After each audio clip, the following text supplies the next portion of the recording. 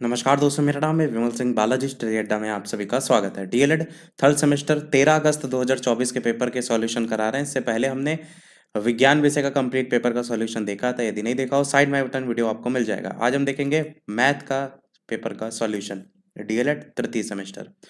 पहला क्वेश्चन था 343/216 के घन रूप का आधार क्या होगा। तो 343 जो है उसको आप 7 का क्यूब लिखते हैं तो 7 × 7 × 7 लिख सकते हैं। और 216 जो है उसको 6 × 6 × 6 के फॉर्म में लिख सकते हैं। और घन रूप की बात की गई तो आपको पता है जो भी नंबर 3 बार आता है उसको आप एक बार बाहर निकालते हैं तो 7 बचेगा ऊपर, 6 बचेगा नीचे, यानी 7/6 आपका यहाँ पर ऑप्शन नंबर 3 वाला जो है वो सही हो जाएगा। अगला बहुविकल्पी आपका आया था x की घात -7 डिवाइडेड x की घात -9 का मान क्या होगा। तो यहाँ पर x की घात -7 और डिवाइडेड लगा है, मतलब x की घात -9 को बटे में लिख सकते हैं। अब जब इसको सॉल्व करेंगे अगले स्टेप में, तो यहाँ पर जब बटे में कोई वैल्यू होती है जिसमें घातांक ऋणात्मक होता है तो उसको आप पॉजिटिव बनाने के लिए आप बटे के ऊपर ला सकते हैं और उसको मल्टीप्लाई के तौर पर आपको लिखना होता है। तो x की घात -7 ऐसे रहेगा, x की घात -9 जो है इसके साथ में यहाँ मल्टीप्लिकेशन लगेगा और -9 ऊपर आकर के प्लस का 9 बन जाएगा। अब यहाँ पर आधार समान है, यानी यहाँ माइनस का 7 है, यहाँ पर 9 है, तो 9 में से 7 घटेगा तो कितना बचेगा, 2 बचेगा, जो कि ऑप्शन नंबर 1 में आपको देखने को मिलेगा। तो पहला ऑप्शन यहाँ पर सही हो जाएगा। अगला, किसी वृत्त का व्यास 6 सेंटीमीटर है, वृत्त की त्रिज्या क्या होगी। तो आपको पता है कि व्यास जो है, त्रिज्या जो होती है इसी व्यास की आधी होती है, यानी 6 का जस्ट आधा आपका 3 हो जाएगा। तो इसमें तो कुछ करना ही नहीं है आपको, वृत्त का व्यास 6 सेंटीमीटर, तो त्रिज्या 6/2, ऑप्शन पहला यहाँ पर हो जाएगा। अगला क्वेश्चन है, घड़ी की मिनट की सुई 12 पर है और घंटे की सुई जो है वो 2 पर है। 12 और 2 पर मतलब कहने का सीधा सीधा है कि 2 बजे का समय हुआ है।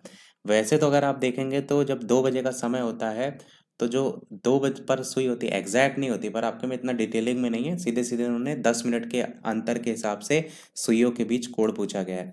आपको ये पता होना चाहिए कि एक जो डिग्री होता है, 1 मिनट जो होता है वो कितने एंगल के बराबर होता है उससे आप निकाल सकते हैं। तो 1 मिनट जो होता है वो 6 डिग्री कोण के बराबर होता है। तो 10 मिनट का निकालेंगे, क्योंकि 2 बजे से 2 बजकर 10 मिनट के बीच में ही पूछा गया है, तो 60 डिग्री हो जाएगा। सीधे सीधे गुणा करके 6 × 10, 10 × 6 करके तो 60 डिग्री कोण आपका आंसर यहाँ पर आ जाएगा। इस तरीके से आपका हो जाएगा। अगला लास्ट बहुविकल्पी पांचवा, 6 और 54 का मध्यानुपाती क्या होगा।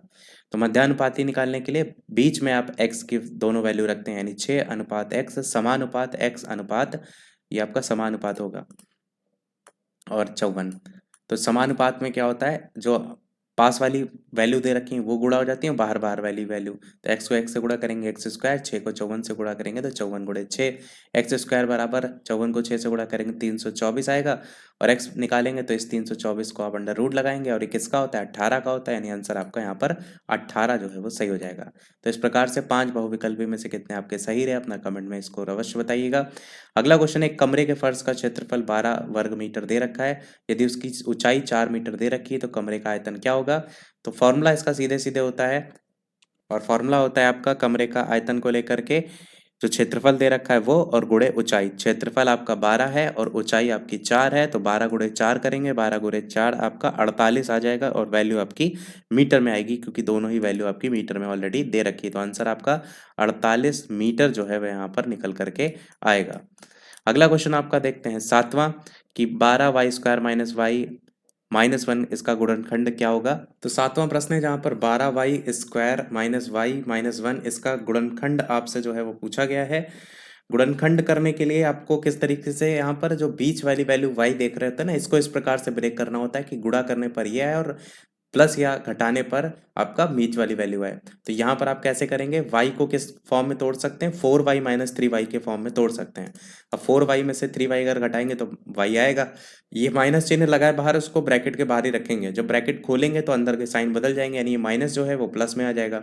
तो 12y² - 4y और ये आपका प्लस का 3y हो जाएगा, माइनस का 1। यहाँ पर 12y² और 4y में से क्या कॉमन आ रहा है, 4y कॉमन आ रहा है, तो यहाँ पर बचेगा 4×3=12 यानी 3y बचेगा। यहाँ से 4y ऑलरेडी निकल चुका है तो माइनस का 1 कॉमन बचेगा। यहाँ पर देखेंगे तो 1 कॉमन लेंगे तो 3y+1 आपका आ जाएगा, क्योंकि प्लस का हमने यहाँ पर ऑलरेडी कॉमन लिया है, नहीं यहाँ पर माइनस लगा दीजिए। ये जो है आपका प्लस का कॉमन लिया है ना, तो माइनस जैसे था वो वैसे ही रहेगा, उसके चिन्ह में कोई परिवर्तन नहीं आएगा। अब 3y माइनस वन यहाँ पर भी है, 3y माइनस वन यहाँ पर भी है, तो एक इधर हो गया। 4y प्लस वन यहाँ पर भी है, 4y प्लस वन यहाँ पर भी है, ये यहाँ हो गया। तो ये आंसर आपका यहाँ पर सही हो जाएगा। अगला क्वेश्चन आपका है 8वां, लॉग ए 2 की घात x+3 लॉग ए बेस ए 64, तो x का मान क्या होगा? दोनों तरफ लॉग दे रखा है, सबसे पहले तो लॉग काट दीजिए। तो यहाँ पर लॉग वैल्यू आप काट देंगे क्योंकि बेस समान है। तो 2 की घात x+3 इधर बचेगा और 64 उधर बचेगा। 64 को आप किसकी घात के फॉर्म में लिख सकते हैं? 2 इधर था ना, इसीलिए इधर भी 2 की घात के फॉर्म में 6 लिख लेते हैं। 2 की घात 6 64 के बराबर होता है। तो x यहाँ पर जब आधार समान हो गए तो घातों को आप बराबर लग सकते हैं। तो x+3 किसके बराबर हो जाएगा? 6 के। तो यहाँ पर अगर 3 उधर जाएगा बराबर के तो घट जाएगा, यानी x का मान 3 यहाँ से निकल करके आ जाएगा। अगला प्रश्न 9 है, समुच्चय ए की वैल्यू दे रखी है, बी की वैल्यू दे रखी है और यहाँ पर आपका इंटरसेक्शन पूछा गया है। इंटरसेक्शन में आपको क्या करना है कि जो भी वैल्यू यहाँ पर दे रखी है केवल उनका कॉमन लिखना है, जो कि दोनों में है। यहाँ पर भी 4 है और यहाँ पर भी 4 है, यहाँ पर भी 5 है, यहाँ पर भी 5 है, यानी 4, 5 ये आपका यहाँ पर आंसर जो है वो हो जाएगा। 10वां प्रश्न आपसे पूछा गया है कि संख्या 2 से लेकर के 20 तक जो विषम संख्या है उनका समांतर माध्य क्या होगा? तो 2 से 20 तक की विषम संख्याएं कौन कौन सी हैं? तो 3, 5, 7, 9, 11, 13, 15, 17, 19 ये सब विषम संख्या है। और प्रश्न में कह रहा है समांतर माध्य। समांतर माध्य क्या होता है? तो पदों का योग बटे पदों की संख्या। यहाँ पर देख लीजिए कितने पद हैं, तो 1, 2, 3, 4, 5, 6, 7, 8, 9, यानी 9 से डिवाइड कर देंगे। सभी को जोड़ने पर आएगा 99, 9 से डिवाइड करेंगे यानी 99 बटे 9, तो 11 आपका आंसर यहाँ से आ जाएगा। अगला क्वेश्चन आपसे पूछा गया है कि 70,000 का 12% वार्षिक ब्याज की दर से 5 वर्ष का साधारण ब्याज का फॉर्मूला क्या होता है? PRT अपॉन 100 होता है। तो सिंपल इंटरेस्ट बराबर PRT अपॉन 100। पी की वैल्यू 70,000, आर की 12, टी की 5 और 100 आपका ऐसे ही 100 जीरो से 2 जीरो कट जाएंगे।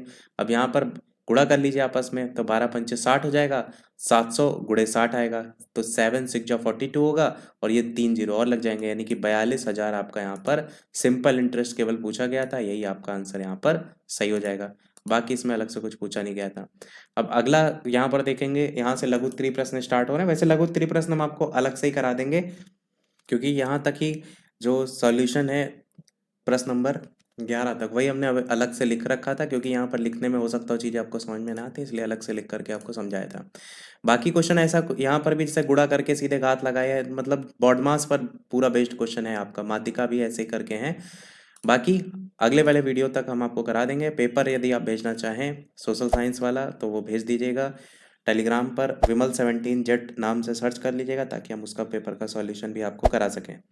कल जो आपका परीक्षा है जिसमें आपके 3 विषय, जिसमें आपका एक कंप्यूटर वाला है, एक संस्कृत वाला है और हिंदी का, इन सभी के एक एक वीडियो में पूरा कोर्स ऑलरेडी हम करा चुके हैं, वो आप प्लेलिस्ट में जा करके देख पाएंगे। यदि कोई सब्जेक्ट का ना मिले तो आप बता दीजिएगा कमेंट में, बाकी इस वीडियो के कमेंट में भी हम आपको अलग से लिंक जो है वो दे देंगे।